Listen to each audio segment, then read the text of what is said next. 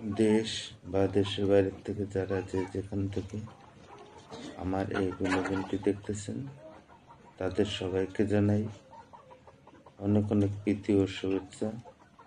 আশা করি সকলে ভালো আছেন এবং সুস্থ আছেন।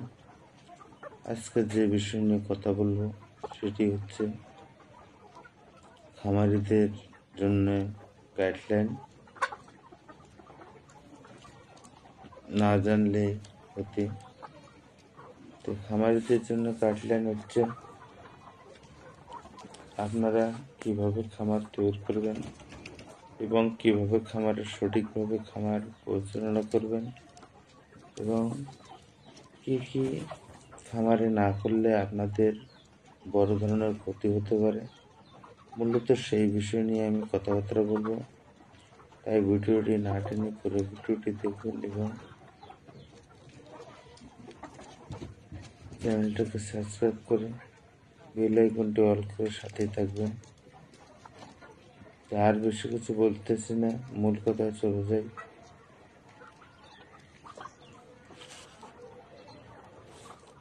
লেয়ার মুরগি হচ্ছে লাভজনক এবং বিগ অ্যামাউন্ট একটি প্রজেক্ট। তাই আমি খামারি ভাই বোনদেরকে বলছি, খামার করার আগে অবশ্যই আপনাদেরকে সঠিক কিছু সিদ্ধান্ত নিতে হবে। সেটা হচ্ছে আপনাদের 1 নম্বরে যে জায়গার মধ্যে খামার করবেন সেই জায়গাটা নির্দিষ্ট করতে হবে। সেই জায়গাটা যেন খোলামেলা এবং সহজে বায়ু চলাচল করতে পারে। 2 নম্বরে সঠিকভাবে সেখানের জন্য কারেন্টের ব্যবস্থা রাখতে এবং বিশুদ্ধ পানির ব্যবস্থা থাকে।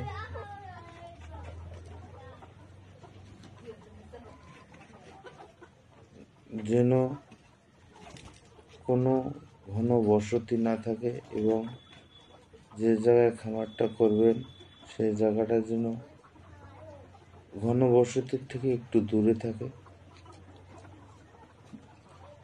মুরগি সংগ্রহ করার আগে আপনারা বেশ কিছু বিষয় খেয়াল করবেন। সেটা হচ্ছে ঘরটা পরিষ্কার পরিচ্ছন্নতা আছে কিনা, খাঁচাগুলো সঠিকভাবে মেরামত করা আছে কিনা। এরপরে বায়োসিকিউরিটির জন্য আপনাদেরকে চতুর্দিকে বেড়া এবং নেটের জাল ঠিকমতো দেওয়া আছে কিনা। তারপরে দেখা যাচ্ছে যে আপনাদের এই মুরগির লিটার নিষ্কাশনের সঠিক ব্যবস্থা তৈরি করা হচ্ছে কিনা। বেশ এই সমস্ত কিছু আপনাদেরকে বিশেষভাবে গুরুত্ব দিতে হবে। তারপরে খামারে দেশি লোক চলাফেরা করা যাবে না এবং খামারে হাট বাজার এবং ভিতর থেকে এসে সরাসরি খামারে প্রবেশ করা যাবে না। সঠিকভাবে এই জিনিসগুলো আপনাকে খেয়াল করতে হবে। তাছাড়া প্রতিনিয়ত আপনাদেরকে জীবাণুনাশক ব্যবহার করতে হবে এবং সঠিকভাবে খেয়াল রাখতে হবে।